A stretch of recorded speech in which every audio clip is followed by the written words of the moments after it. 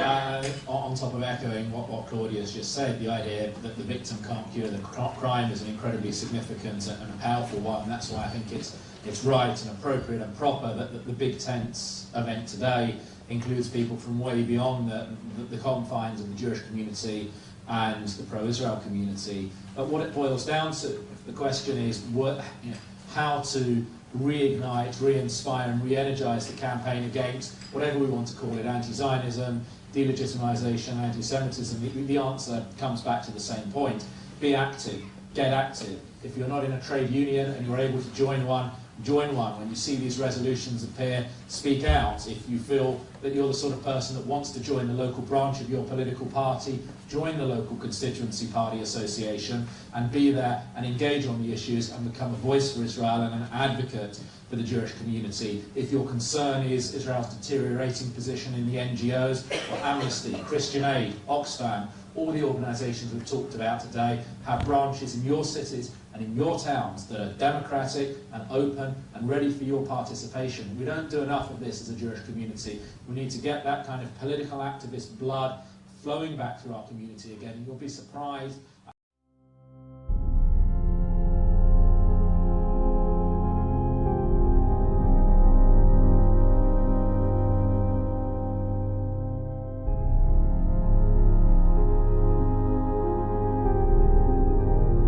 The Panorama programme is Labour Anti-Semitic, claimed to be an impartial examination of the assertions that anti-Jewish sentiment was rife in the Labour Party.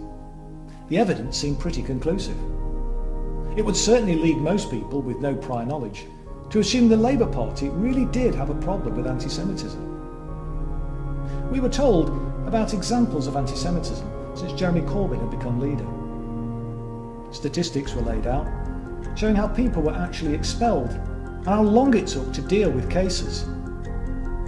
We were shown an email from Seamus Milne, Jeremy Corbyn's Director of Strategy and Communications, to suggest he was interfering in the disciplinary process. We saw Labour staffers claiming the leadership undermined them and stopped them taking action against anti-Semites. This was reinforced by the former head of the party's legal and governance unit, as well as the party's erstwhile General Secretary. Pretty cut and dried, you might think. Think again.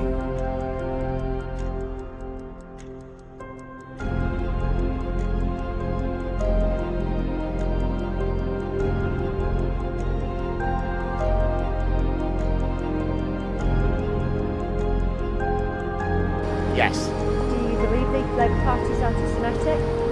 I believe it could be, or it had strains of it. Yeah. I think they're sorting it out, from what I gather. If I was to ask you to name an MP that you believed was anti-Semitic, would you be able to name one, No. or maybe two? No. Has the media played a part in informing you of Yeah. anti-Semitism? Yeah, I wasn't aware of it before the media said there was a problem. I'm believe- surprised there was. I'm surprised the Labour Party there was. Oh, there is. And do you believe there is then, yeah?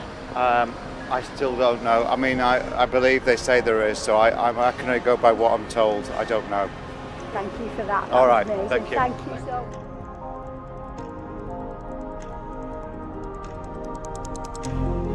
Yeah, I obviously don't believe them. I think a lot of what we've seen in recent years is a lot of essentially smear campaigns in the media, and I think that's a big part of it. You know, anything can be taken out of context, really. So I think that's all that's really happened in that sense. Do you think it is the media that's played a big part in it, or don't you believe that the Labour Party is anti-Semitic? No, obviously, I'm a Labour supporter, and I don't believe that the party is anti-Semitic at all. I understand that certain things have happened and they could be taken out of context, but I think there was things in the press, weren't there, about Jeremy Corbyn meeting with certain people, and I think it's more looking into why he was meeting those people. You can't just run straight to it as anti-Semitism. It's, well, what was he actually trying to achieve from those meetings? Was it something positive? Towards the Labour Party or specific members of the party? Yeah, members of the party. Who would you believe is anti-Semitic in the Labour Party? Well, I think that anti-Semitism's you know, in all parties, in all aspects of life and in all walks of life. I think the specific accusations are more to do with criticism of Israel. And in terms of the leaked Labour report that came out a few months ago now, lockdowns made me mind a little bit confused with dates and times, but they did identify that there weren't any difference of approach in terms of anti-Semitism or other similar accusations within the party. So I think that there's a massive conflation of the criticism of the state of Israel and anti-Semitism.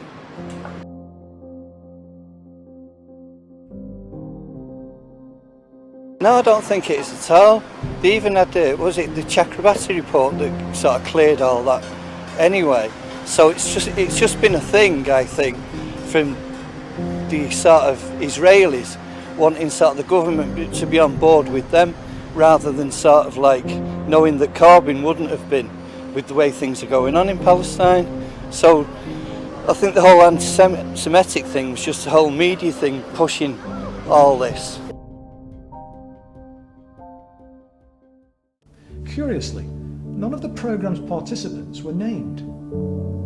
And the first nameless witness to claim Labour was anti-Semitic was an apparently tearful young woman who said she joined the Labour Party because of her Jewish values. Her name is Ella Rose. Been the unfortunate victim of a lot of anti-Semitism within the Labour Party, and stuff I never thought I'd receive in 2019, let alone in the party that I thought was anti-racist. Whilst leafleting at a party conference, someone came up and screamed abuse in my face. I wouldn't say to a friend, go to a Labour Party meeting if you're Jewish. I couldn't do that to someone I cared about. Why didn't the BBC identify her?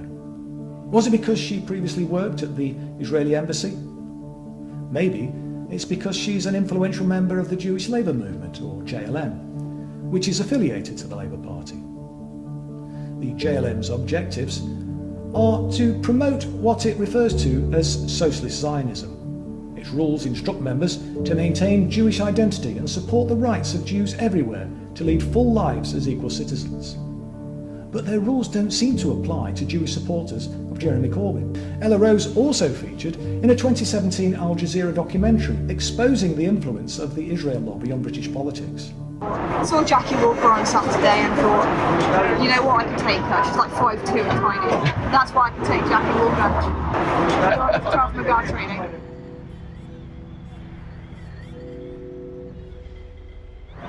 Yeah, I'm not bad. If it came to it, I would win. That's all I really care about. My gosh. Well, that says it all. I mean, you know, I don't even speak about people like that in that way, that you would take somebody out. And she's speaking about another Jewish Labour member in this way. I think that's breathtaking. It's absolutely breathtaking. I'm just stunned. The report that Ella worked at the Israeli embassy had appeared in the Electronic Intifada, a pro-Palestinian news website. Ella Rose had been working for a year at the Israeli embassy in London, something that wasn't widely known at all, that had been, as far as I could ascertain, had been essentially covered up. Ah, Asa Winstanley! He was the one that wrote the douchey things about me. He's in bed. They know they can't win when the debates are open, so they have to do these things behind closed doors. So when I'm outing her as an officer at the Israeli embassy and she didn't want that to be publicly known, yeah, she's not going to like that. She's going to lash out. Look, at the end of the day, these people are sad tossers. Completely pathetic. You leave them in their corner where they belong and bury over them and their existence. As far as I'm concerned, they can go down a hole.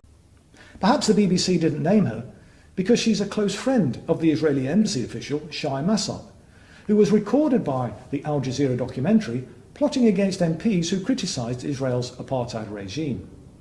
But the BBC is a state broadcasting service, and it's supposed to be impartial. Had they named their first tearful witness, it would have undermined the programme's narrative from the outset. So instead, they showed an apparently emotional young woman who was upset by her treatment within the Labour Party. This seems to have been a device to convince viewers that the Labour Party was indeed a hostile environment for Jewish members. Yet, that self-same Labour Party backed Ella Rose to stand as a local council candidate in 2017. Then there was Alex Richardson, who was a parliamentary assistant for Joan Ryan, the then chair of the Labour Friends of Israel, or LFI. He was filmed in the Al Jazeera documentary fabricating anti-Semitism complaints about Labour Party members. In this same undercover footage, an officer in the LFI admitted they worked closely with the Israeli embassy. Richardson was also filmed at a meeting with Shai Massot and Joan Ryan. What are the names that we put into the embassy?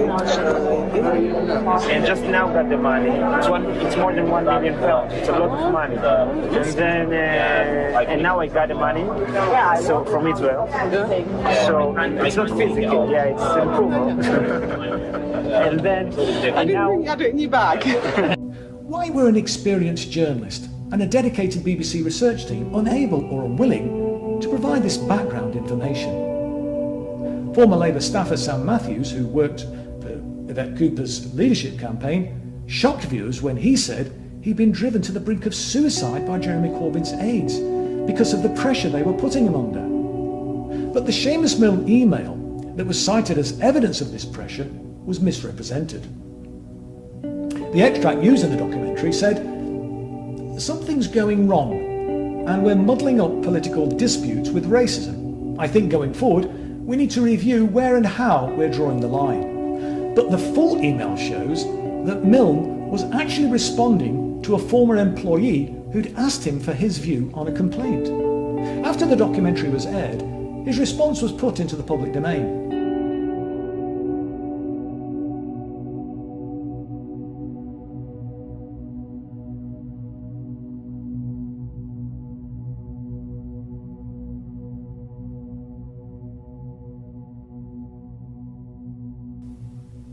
It said the subject of the complaint was a Jewish activist and the son of a Holocaust survivor. He expressed his reservations about using disciplinary action too frequently against Jewish members for anti-Semitism. The truth of the matter would have been clear had Panorama quoted the email in full. On the evening Panorama aired, Labour issued a statement saying these were disaffected former officials with both personal and political axes to grind, who'd actively undermined Jeremy Corbyn's leadership, throwing into doubt their credibility as sources. Among the many concerns about the programme was that Panorama failed to point out anti-Semitism complaints since September 2015 represented just 0.06% of Labour's membership. They said nothing about the fact that around 90% of complaints had been rejected for lack of evidence. And the Panorama failed to reveal that when their witnesses resigned their posts in the party, they deleted a huge amount of correspondence relating to allegations of anti-Semitism. So the very people declaring that Labour was institutionally anti-Semitic deleted complaints regarding anti-Semitism, making it impossible to pursue those complaints.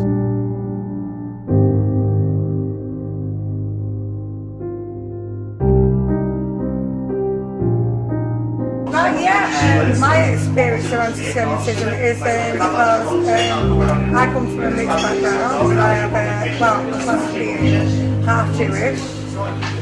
That's because I have a non-Jewish mum and a Jewish father.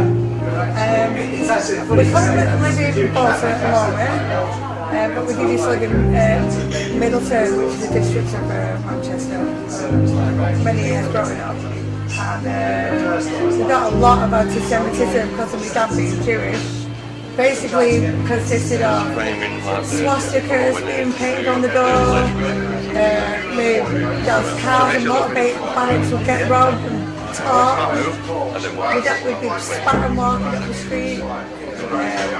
We all sat in the house one time and we had a big golf course at the back. Must have gone through the back and they saw a big fireball go up and they torched the shed from the back. We had years of that.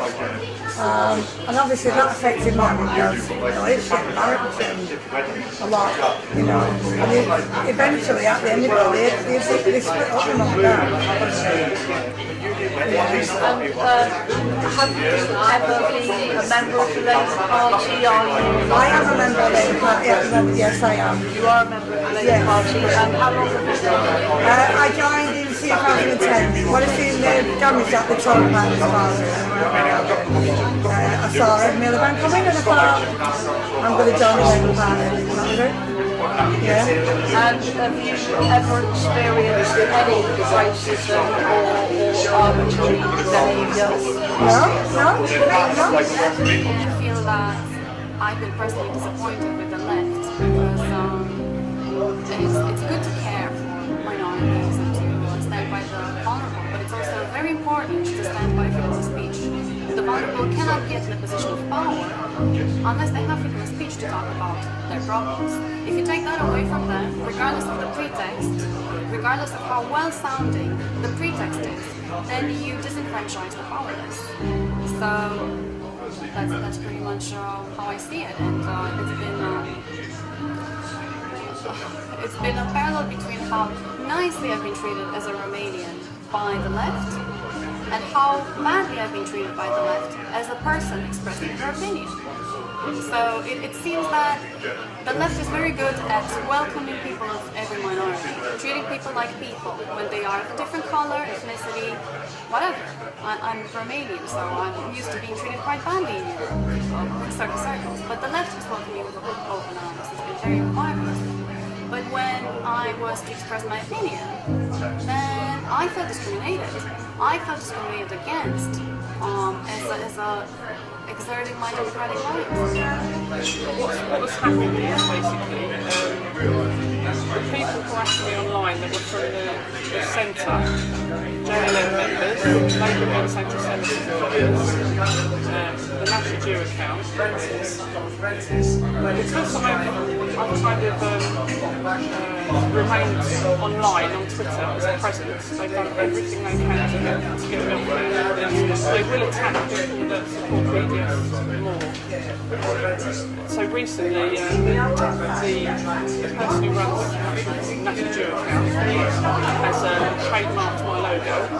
He then reported me to Twitter to say I was using his logo, and they suspended me. But I only found that out a week after. They stopped replying to me on the 7th of November after saying they would reinstate me. So something's not right there. What about in your own life? How long have you been a member of the Labour Party? So apart from leaving after Blair went into Iraq, you disagreed with that decision. Then you came back when Corbyn was elected. So how long were you in the Labour Party before Blair came to power? I think I was in about a year and a half. My parents are very left-wing, so I was raised left-wing. So you were raised Labour, so to speak? Yeah, Labour, maybe a bit more left than Labour. But I rejoined I rejoined in 2015.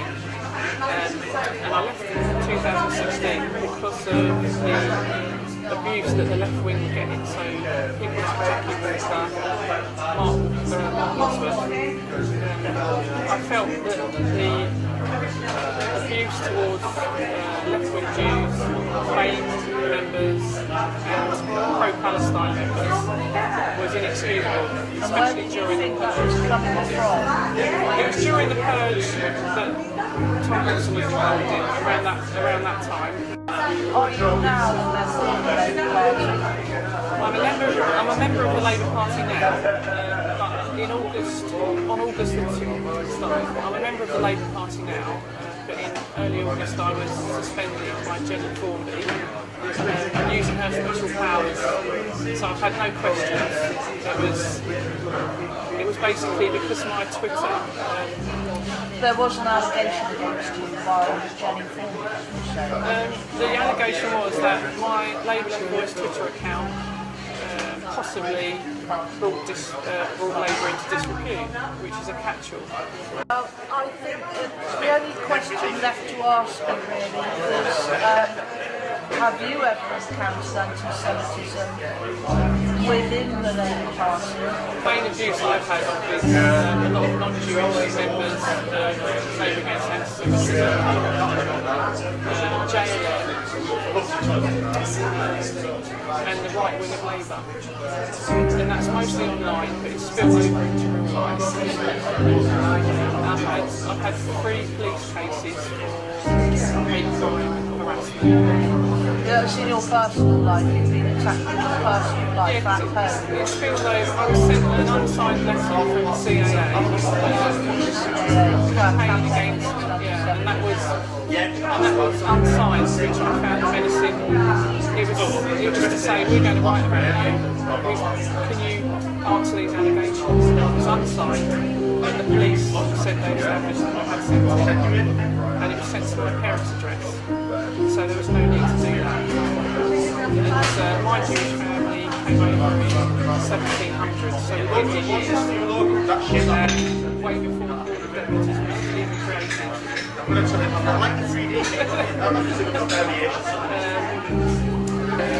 I was the most active member of the 5th most Jewish constituency Labour Party in the country. As I understand it, that's in North Manchester.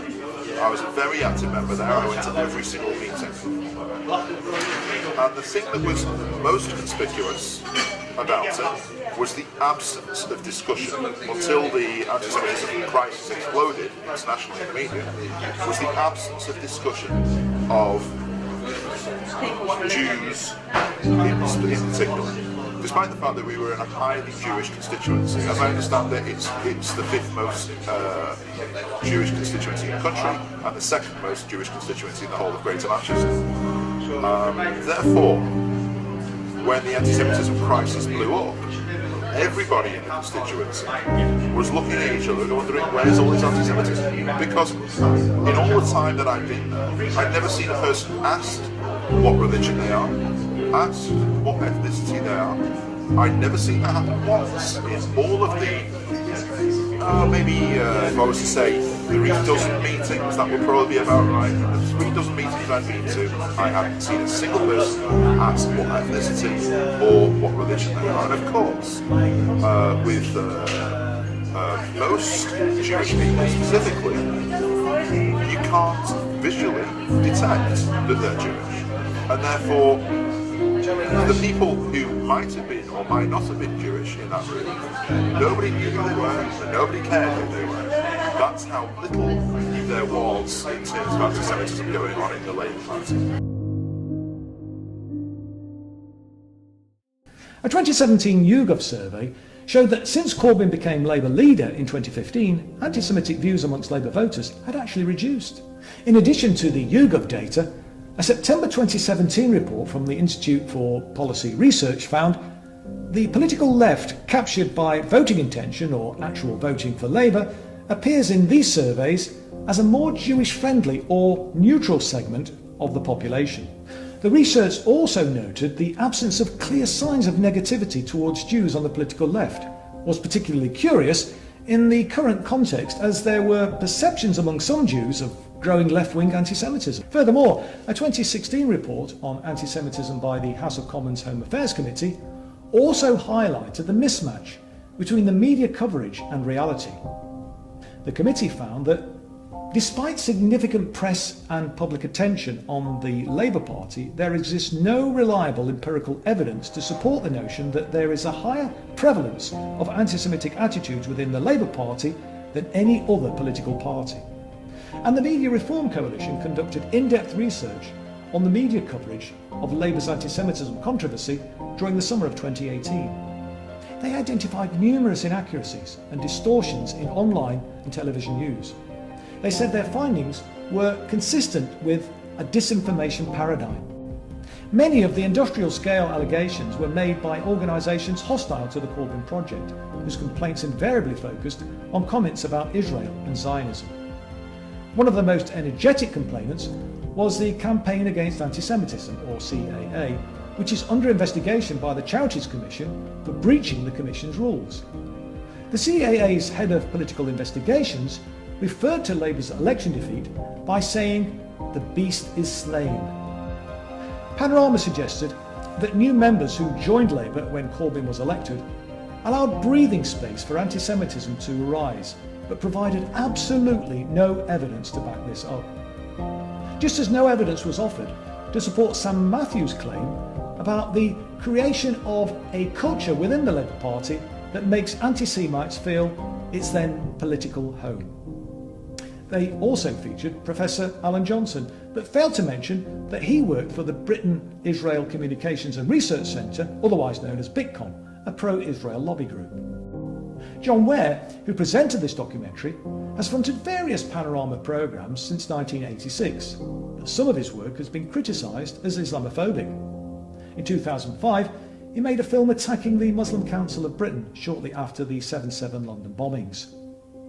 In a 2006 Panorama episode, he accused a pro-Palestinian charity of being a front for terrorism. This resulted in the BBC being forced to apologise and to pay an undisclosed sum in the damages to the charity's former general manager. Another documentary in 2013 led to accusations that Ware attempted to vilify an Israeli Arab activist and downplay the Israeli occupation of the West Bank. The complaints didn't stop there either. In 2015, he presented another Panorama programme which was criticised for presenting Muslims as a threat to the UK. As for this particular Panorama documentary, anyone who thought it was meant to be a defence of Jewish people might be surprised by an article that Ware penned for the Pro-Israel Jewish Chronicle. In that article, he described ultra-orthodox Jews who oppose Zionism as marooned on Judaism's farthest fringe. It seems the defence of Jewish people doesn't extend to all Jewish people. Ware also has form when it comes to Jeremy Corbyn. During the Labour leadership contest in 2015, he presented another Panorama programme called Labour's Earthquake, which attracted hundreds of complaints. Corbyn's campaign team said it contained factual inaccuracies and was a complete hatchet job. The programme was so obviously biased that it was compared by some mainstream media outlets to Murdoch's Fox News, a right-wing US propaganda channel. Is it really any surprise then that when someone like Jeremy Corbyn came along offering hope and real change, it caused an adverse reaction from vested interests in the establishment? They thought they killed off socialism for good, so the sudden elevation of Corbyn to the leadership of the Labour Party came as a huge and terrifying shock to them. Even before Corbyn became leader, the smear started. He was accused of all manner of things, from being an IRA sympathiser and a Czech spy, to not being smart enough to be Prime Minister, with economic policies that would bankrupt the country. But the thing that was a complete anathema to the Zionist lobby was his support for Palestine. The LFI includes high-profile politicians such as Tom Watson, Owen Smith, Yvette Cooper, Jess Phillips and Margaret Hodge, all of whom have been very outspoken about so-called Labour anti-Semitism. In 2016, when challenging Corbyn for the leadership, Owen Smith said on Question Time that under Jeremy's leadership, Labour had seen a flood of people on the hard left of politics bringing anti-Semitic attitudes into the Labour Party. But the 2017 Al Jazeera documentary, The Lobby, filmed by undercover journalists, exposed the close relationship between the Israeli embassy and the LFI. Can I give you some MPs that you suggest that you would take down? Well, you know, if you look hard enough, I'm sure that there is something that we're trying to hide. Yeah, I have some MPs. Let's talk about it. Okay. No, she knows we kept it one. In the documentary, an embassy official was shown discussing how to take down a government minister and other MPs because of their views on the Middle East. A former minister in David Cameron's government, writing anonymously in the Mail on Sunday, said, "For years, the Conservative Friends of Israel and Labour Friends of Israel have worked with even for the Israeli embassy to promote Israeli policy and thwart UK government policy and the actions of ministers who try to defend Palestinian rights. Jeremy Corbyn just happens to be a pro-Palestinian activist, a critic of Israel, and an advocate of Palestinian rights, which made him a prime target. The documentary shows an Israeli embassy official approaching the undercover journalist with an idea of setting up a young LFI group. At a meeting attended by LFI officer Michael Rubin and the undercover journalist, Rubin was filmed saying, "So we do work really, really closely together. It's just publicly we try to keep the Labour Friends of Israel as a separate identity to the embassy." Can I claim that I have your support? You can tell that I suggested to contact him, but not my support, because LFI is an independent organization. No one likes that someone is managing his organization. It's again the first rule in politics.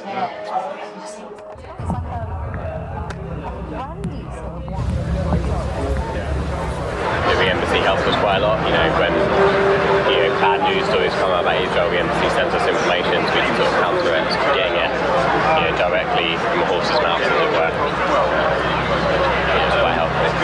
We work really closely together. But a lot of it's behind the scenes.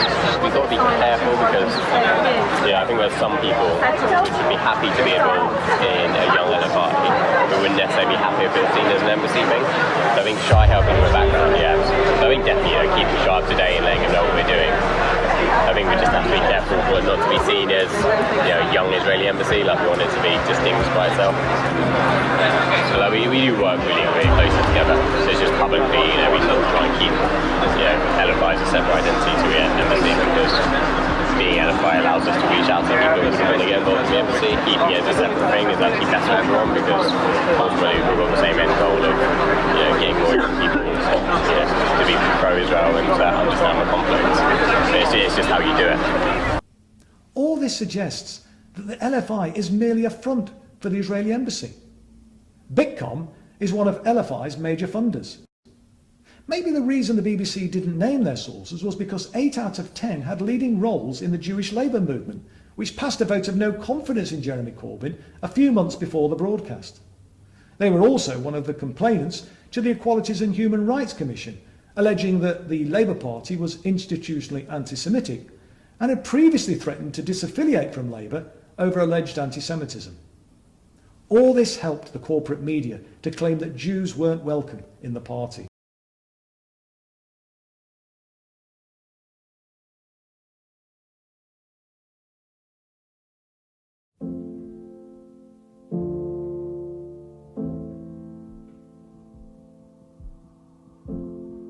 I think the anti-Semitism accusation within the Labour Party is a farce.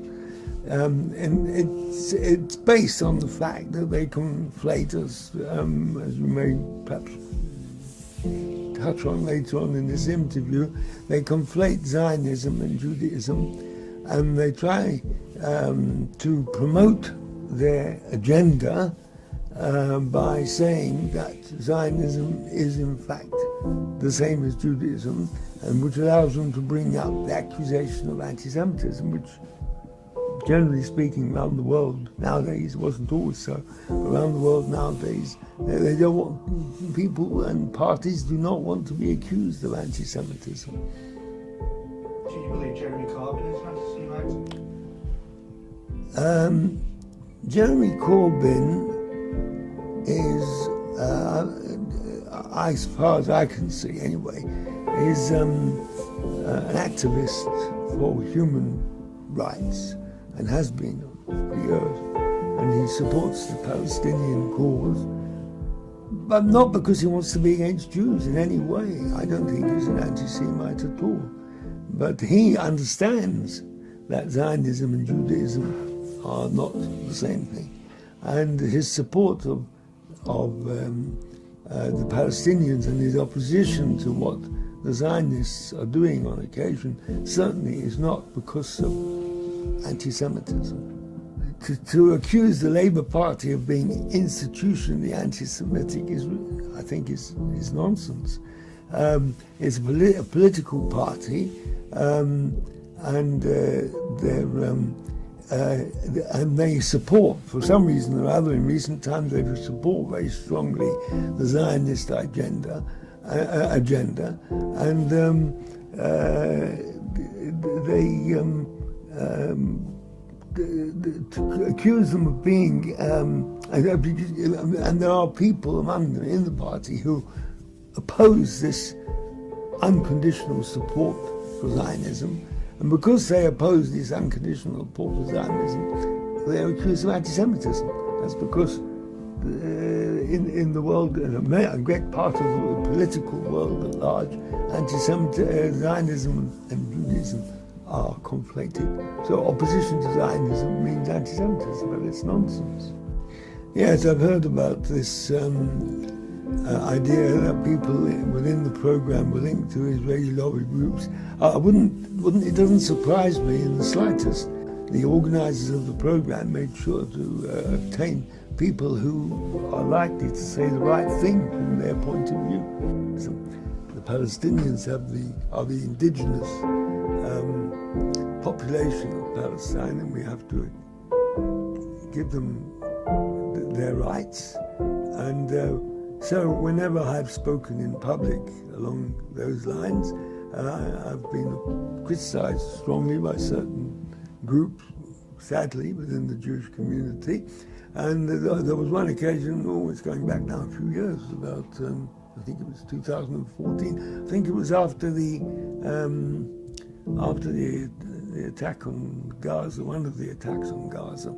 Anyway, I spoke in Rochdale at a very large meeting, and it was publicized, and the following night, or a couple of nights after that, my car, as it was then, it's disappeared now, as it was then, was torched, and it went up in flames.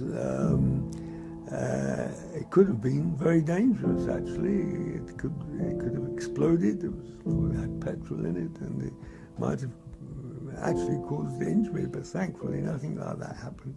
But it showed the extent to which the support of Zionism goes, even to their own co-religionists and even to their own brethren.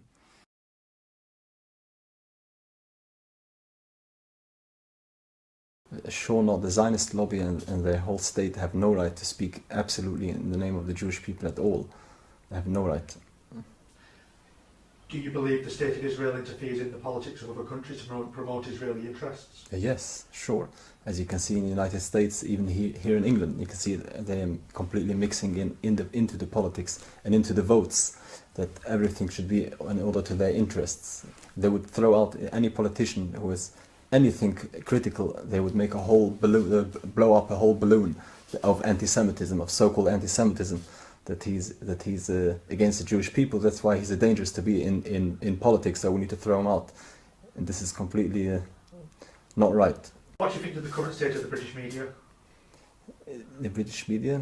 I don't want to interfere in the British media. I don't want to say any comments, but as far as I know, that the mainstream media works for the interest of the state of Israel, and what we're trying to do is to spread the message against.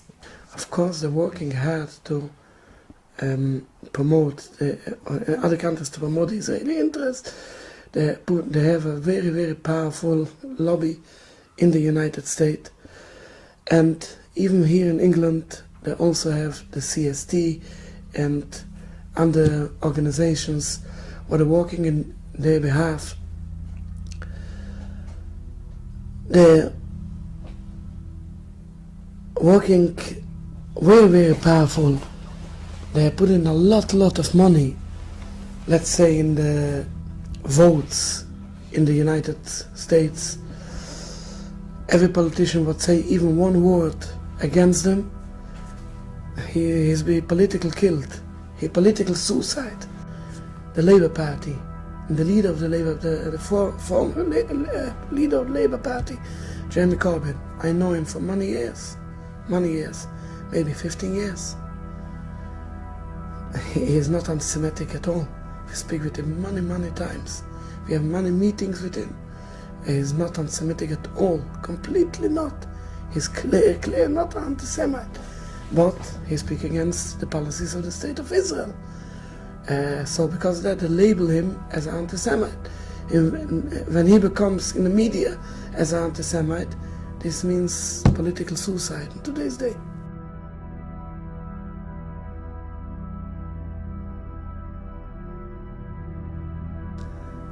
I think this is completely a Zionist corruption within the Labour Party. What they use the whole influence to put on the side everybody that speaks against their way of politics. Like I said, Jeremy Corbyn have no problem with Jews at all. Not even. We speak with him many times. He is very friendly to Jews. His views is very positive to Jews. But he is negative to the actions what the State of Israel doing, killing innocent women and children.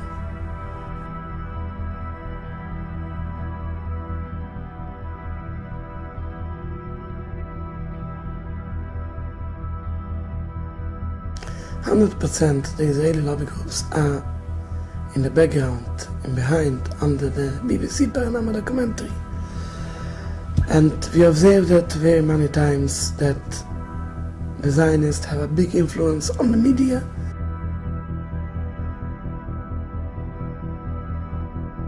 Of course not. The State of Israel is a big danger for the Jewish people.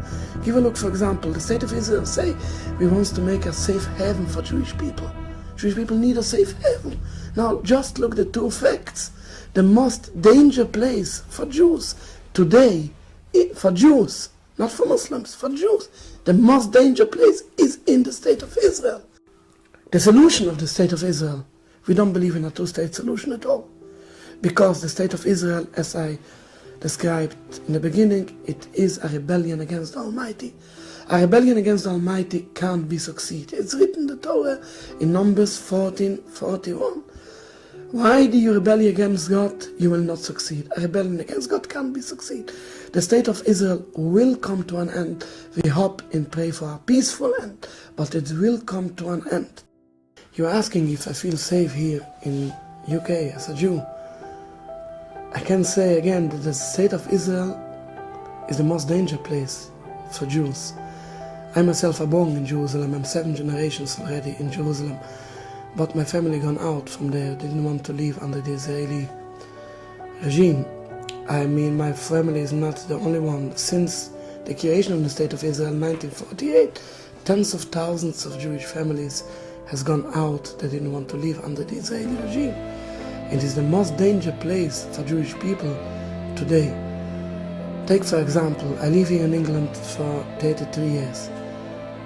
I don't know how an English soldier looks like. I never saw it. And I don't know how an English tank looks like. I never saw it. But in Israel, every child, even from 4 years, knows exactly how a soldier looks like, how the tanks looks like, because they see it in daily life. So this is the so-called safe haven for Jewish people. Jews live in the whole world today, even in the Muslim countries, much more safe than in the State of Israel. So, of course, I feel here very safe. And in Israel, it is the most unsafe place for the Jewish people today. I don't believe the Zionist lobby, the pro-Israel group, all these groups have any right to speak in the name of Jewish people, whether it's here, whether it's elsewhere. They have no right, the Zionist lobby, to speak, pro-Israel, to speak in our name, the Jewish name, or in the name of any Jewish people around.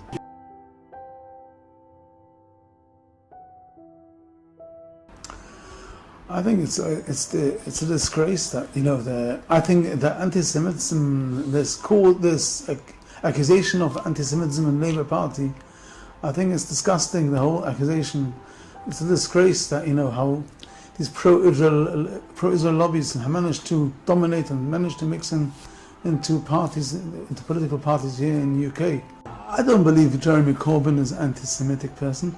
I remember him in the rallies when he used to join the Palestine rallies together with our side, shoulder to shoulder with us. He used to greet us. I remember having a personal discussion with him. Actually, is a man who stands up for justice. What he understands is justice. What he understands is true. He's a very nice man, in a personal way, on a personal level as well. I think it's disgusting.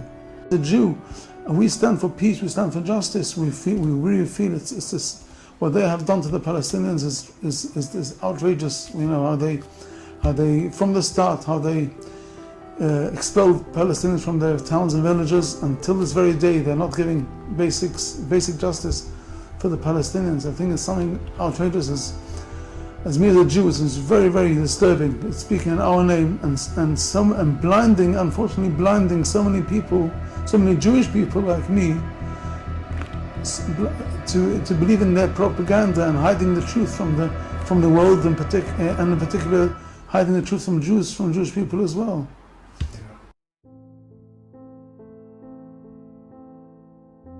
The anti-Semitism scandal in the Labour Party is nothing new.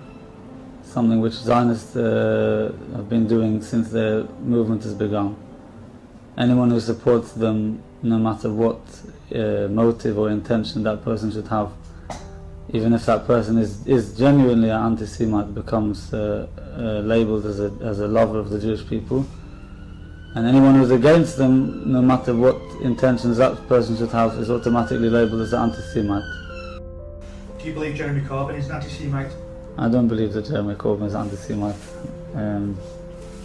I've heard him speak. I personally went to one of his talks. I met with him personally, and you could say that isn't such a proof, because no one's going to be openly anti-Semitic when they're talking to a Jewish person. But if you look at the accusations which are made against him, and you look at the quotes which the Zionists are bringing, which he said, and they're claiming this is anti-Semitism, then you can see that the whole thing is being distorted and blown up out of proportion. The IHRA definition of anti-Semitism could theoretically infringe my ability to speak publicly against Zionism as a religious Jew, because theoretically they could also label me as anti-Semite if they wanted to, even though it's quite ironic to do so. The JLM, previously known as Pol Zion, was moribund for many years before it was refounded by Jeremy Newmark in 2015. Newmark has worked as an Israel lobby operative and has close ties to the Israel Embassy in London. He also hired Ella Rose as director, who at the time was an officer at the Israeli Embassy. Newmark was recorded describing the start of a struggle and a battle we will all be engaged in for probably months and years ahead of us. In 2015, he published an article calling on Jewish Labour members to stay in the party and fight anti-Semitism. He argued that if members left the Labour Party, Israel's case would be lost by default. At the time, few people had heard of the Jewish Labour movement or alleged anti-Semitism in Labour. A simple search of Google Trends reveals virtually zero mention of anti-Semitism in connection with Corbyn before he became leader in 2015. Yet, none of this context was provided. Labour was genuinely riddled with anti-Semitism. Why were the only people they could find to expose it from hostile lobby groups like the JLM, LFI and Bitcom? That fact alone calls into question the veracity of the claims. The programme didn't give a voice to any party members who'd been accused of anti-Semitism, despite the ready availability of several whose cases collapsed after evidence against them was proven to have been fabricated.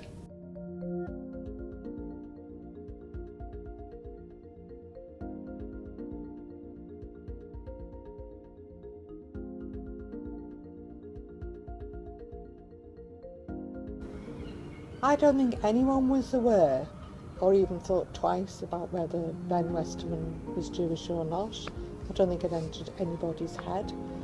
I know lately he's been called Benjamin Westerman, but that's completely new because none of us thought about him being called Benjamin Westerman, because most people are called Ben. it wasn't an issue. It wouldn't have been an issue anyway. It wouldn't have been anything of any relevance at that time to us. So no, we didn't have a clue that he was of the Jewish faith. And as far as asking him whether he was he was Jewish or whether he was from Israel or what have you, I think that's an absolute nonsense. All of our interviews were recorded. It's strange that we're supposed to have asked him this question, or somebody's supposed to have asked him this question, and yet it's not on any of the recordings.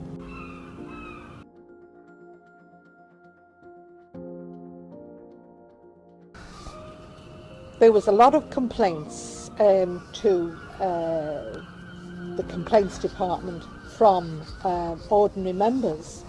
None of them, not one of them that I know of, was on the question of anti-Semitism. There's a whole raft, there's 2 documents there. These are all double-sided, by the way, and it's all to do with the overall working of the CLP, the way councillors were running to the press. We were only finding out information about our own constituency through the press, from unknown Labour Party sources, or from Councillor Small or Louise Ellman going to the press. So we had a whole raft of complaints. Not one of the complaints in this document, or in this document, or in all these complaints that have been made, none of them are about anti-Semitism.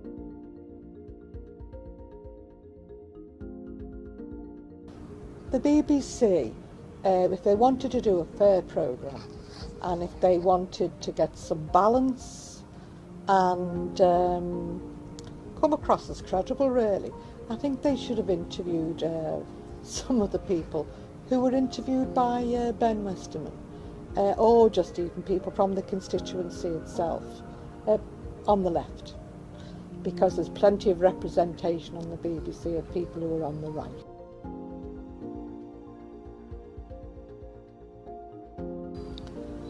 Riverside, I think was targeted because, well, Liverpool in particular, was because we are, politically on the left more than probably any other city in the country. And just for that alone, we'd have been a target. Everywhere you see the big demonstrations of Jeremy Corbyn in support of Jeremy, you see Liverpool, because there's something like over 10,000 people in the rain of a Monday welcoming Jeremy and this new left-wing leader to our city. So I think just for that reason alone would be targeted. But of course, on top of that, we had a Jewish MP, and not because she was Jewish, but because her political stance was absolutely opposed to most of the things that Jeremy Corbyn stood for, and most of the things that we, who joined the Labour Party at that time, were in support of. We're anti-war. We believe in, we support the Palestinian people. We are against austerity. We're in favour of our local women's hospital. And all of these things went, were the opposite of Louise Ellman's political position. And it was her problem with our politics, not our problem with her religion. We have no problem. We've got plenty of comrades on the left who are of the Jewish faith. Absolutely wonderful people who are quite traditionally on the left. So this idea of anti-Semitism was used in the end to excuse those political differences. And I make no apologies for saying this, that Louise Ellman at that time was the chair of the Jewish Labour movement. So this, right from day one, this whole idea that she was a victim, when actually we were the victim, and I was in particular a victim of the Jewish Chronicle. So I'd say that that's the reason really that we were targeted. And it was very easy for people to believe, because we are robust in our views and our politics. I think people believed that perhaps that was true because it's Liverpool. Well, it wasn't true. We were very polite and respectful to Louise Ellman, and the whole idea that it wasn't political difference is a fabrication. I do believe that anti-Semitism has been weaponised, and we know from undercover film that was made by Al Jazeera called The Lobby, we know that there was pressure coming from the Israeli embassy and people employed by the Israeli embassy to infiltrate, to set up bodies that appeared independent but actually weren't independent, to discredit people who supported Palestine. You personally been accused of anti-Semitism? Well, I have been personally accused of anti-Semitism, as I said, in my own CLP. And worse than that, one of the people who accused me, a councillor, said afterwards to other members, not within the meeting, but other members, I don't believe that she really comes from a Jewish family. And clearly, and in the meeting, after the meeting, when this particular councillor ran to the Jewish Chronicle to report what I and two others had said, he said, Jews, and this is how he expressed it, he said, Jews were offended by their comments. Now this included me. He knew perfectly well I came from a Jewish family. So what he was doing was discounting the fact that I was Jewish. Now whether you call that anti-Semitic or not, I don't know, you can make your own judgment, but I found it incredibly insulting. Do you believe? And could I just add, Ben Westerman did the same to me too. He said, because I'd gone on Any Answers to make some comments about this anti-Semitism campaign. And he said, do you not think Jews would have been offended by what you said? And I said, do you realise what you've said to me, who's part of it, comes from a Jewish family? And he went all apologetic and said, well, I didn't mean to say it like that. But that's how people like me are treated, as if we're not really Jewish. We're not, we're the wrong sort of Jew. Margaret Hodge, who in one of her interviews said that the Labour Party had been so poor at investigating allegations of anti-Semitism. And she said, I've got 200 examples.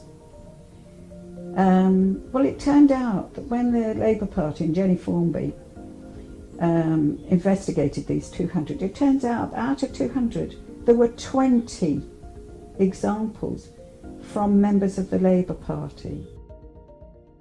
To quote the chair of the Media Reform Coalition, Justin Schlossberg, who was one of more than 1,500 complainants to Ofcom after the show aired and challenged the watchdog's refusal to investigate in the court, he said the BBC has one of the most stringent and wide-ranging editorial compliance regimes of any major news provider in the world.